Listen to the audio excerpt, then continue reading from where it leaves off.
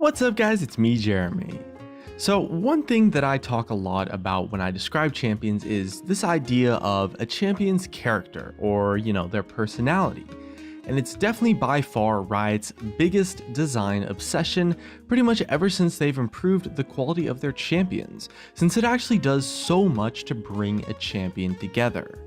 A well-made personality for a champion just does so much to bring them to life into the game and to make the player feel like they're really just interacting with someone, rather than just staring at pixels on the screen. And I figured it would maybe be interesting to take a look at how and why this happens, and some of the techniques that the Rioters use to bring a champion to life in this way. And if you guys enjoyed the video, hit that like button, and if you don't, definitely hit that dislike. And also, by the way guys, now that I'm finally finished moving down to SoCal, we're actually going to completely kick off our Hearthstone channel now. So we're making some Hearthstone videos kind of similar to our League content over on the Gaming Curios Hearthstone channel, and we're hoping to do maybe some historical, some theory crafting and development stuff for Hearthstone, so definitely check it out if you're into that game. There's going to be a link in the description, and let's jump right into the video.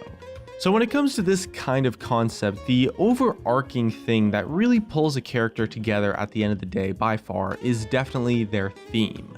Every champion has some sort of theme going on with them, and a champion's theme is all about their story. Who is this character? Where do they come from? What do they do? How do they do it, and why? What do they want? And that part of a character is really what pulls them all together at the end of the day.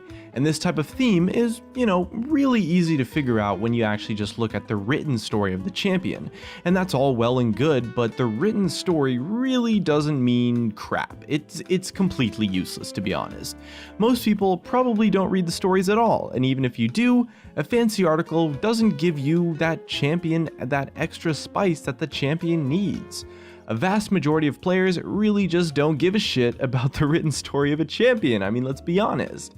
But it's still very important to tell that story to the players. That story, that theme is what makes a character come to life. It's what makes you feel like you're playing as someone and interacting with others as that character, rather than just mindlessly controlling some dumbass dude that does some stupid stuff.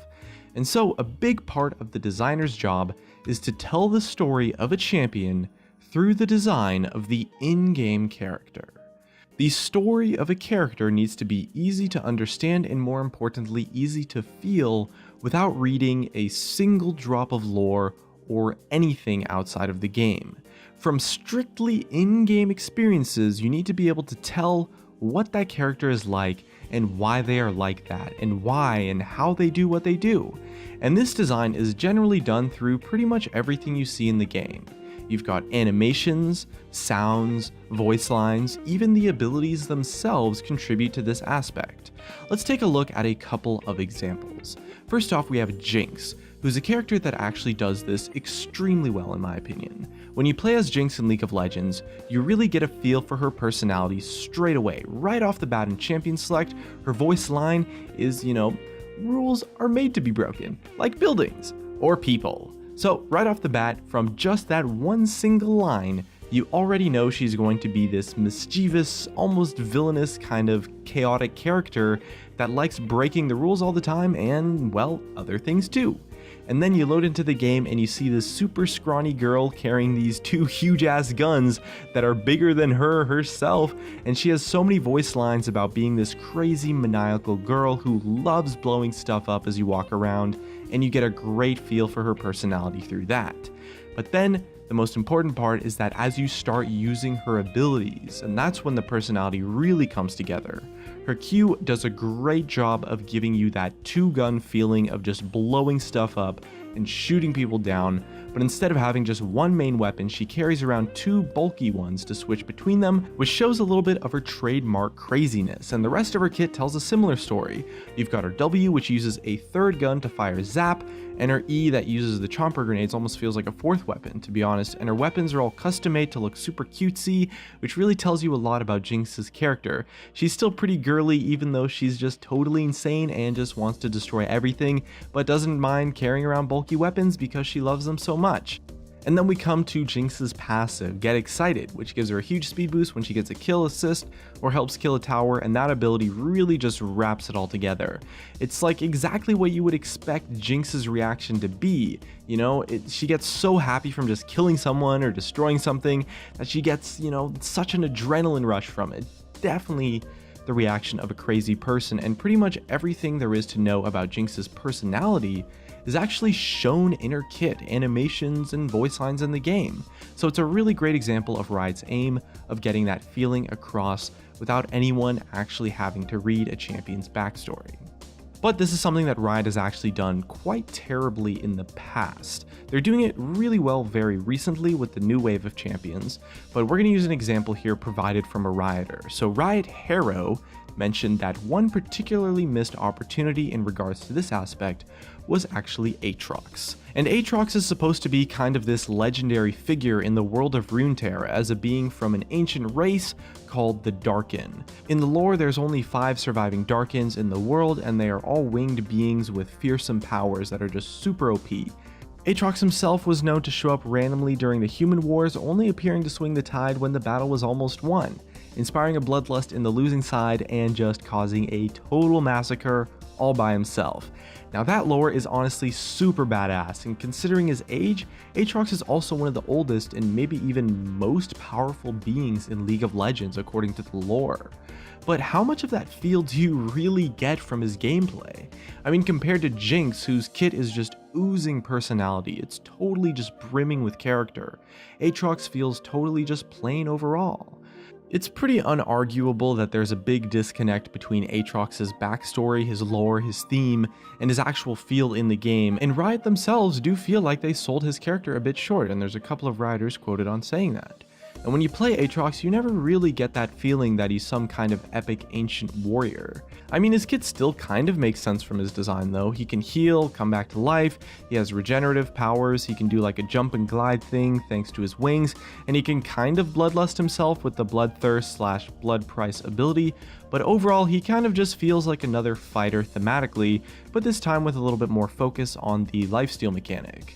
His quotes do give a little bit more of an insight into the character. Most of them are war related, spoken as if they were meant to motivate human soldiers as described in his lore, but it's honestly kind of a waste that this wasn't really exploited to be more of a game mechanic though, something like giving some kind of area of effect buff that enrages your allied teammates, or maybe even the minions for example. His E ability firing a nuke that slows doesn't really fit his theme all that much.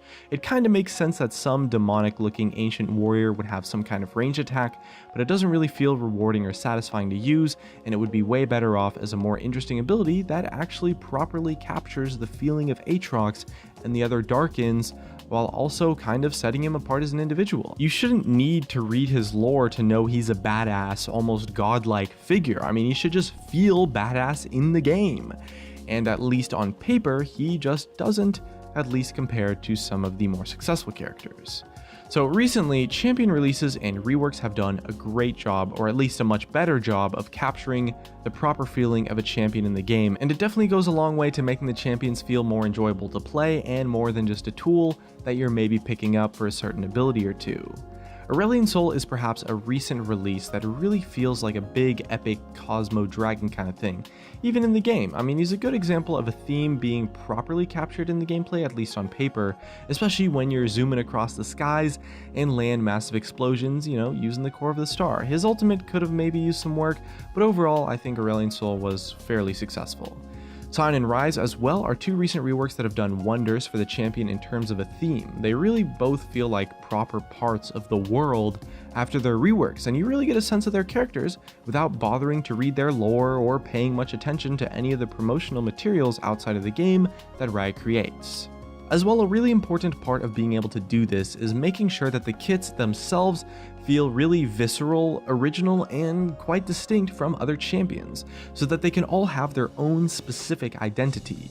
Now, not every ability needs to be a perfect fit thematically, and it's definitely okay to sacrifice a bit of theme for gameplay improvements, and many Rioters have said that this is the case in the past, but although actual gameplay definitely comes first, as Riot Gypsy Lord once said, it's possible to honestly make any ability make sense thematically, if you try hard enough and come up with a creative design for it. So hopefully Riot will keep looking for new ways to innovate and maybe even get the chance to rework some of the more failed attempts at tying a character's backstory and gameplay together to make them feel like proper individuals that players can grow to love.